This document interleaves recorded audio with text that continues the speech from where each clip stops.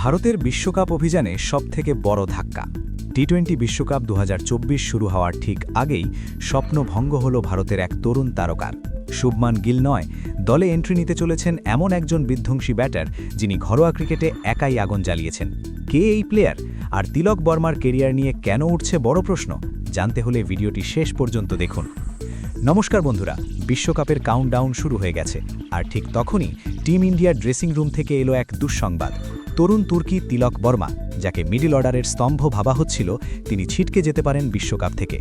Medical report অনুযায়ী তার testicular টর্শনের surgery হয়েছে। ডাক্তারদের মতে রিকভারি করতে বেশ কয়েক সপ্তাহ সময় লাগবে।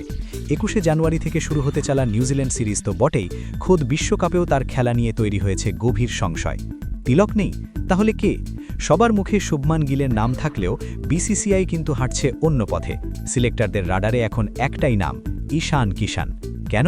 কারণটা তার সাম্প্রতিক ফর্ম।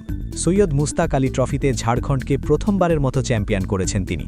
শুধু তাই নয়, 10 ইনিংসে 517 রান এবং স্ট্রাইক রেট, বিশ্বাস করবেন না, 197.32। এই বিধ্বংসী ফর্মই তাকে বিশ্বকাপের প্লেয়িং 11-এ তিলকের পারফেক্ট রিপ্লেসমেন্ট করে তুলেছে। এখানেই গল্পের আসল মোড়। তিলক বর্মা ছিলেন মিডল অর্ডারের ভরসা, কিন্তু ঈশান কিষান আসায় টিম ইন্ডিয়ার ব্যালেন্স কি নষ্ট হবে, নাকি আরও ভয়ঙ্কর হবে? ঈশান ওপেনিং এবং মিডল অর্ডার দুটি জায়গাতেই খেলতে পারেন। নিউজিল্যান্ড সিরিজেই হয়তো আমরা এর উত্তর পেয়ে যাব। ম্যানেজমেন্ট কি ঈশানকে ফ্লোটার হিসেবে ব্যবহার করবে? এটাই এখন কোটি টাকার প্রশ্ন। তবে বন্ধুরা, শেষ খবর পাওয়া পর্যন্ত আরও একটি গুঞ্জন শোনা যাচ্ছে। যদি ঈশান কিষান নিউজিল্যান্ড সিরিজে ফ্লপ করেন, তবে ব্যাকডোর দিয়ে কি দলে ঢুকতে পারেন রিঙ্কু সিং বা অন্য কেউ, নাকি তিলক বর্মা মিরাকেল ঘটিয়ে ফিরে আসবেন? কমেন্ট বক্সে জানান তিলকের জায়গায় আপনি কাকে চান, ঈশান নাকি গিল? দেখা হচ্ছে পরের ভিডিওতে।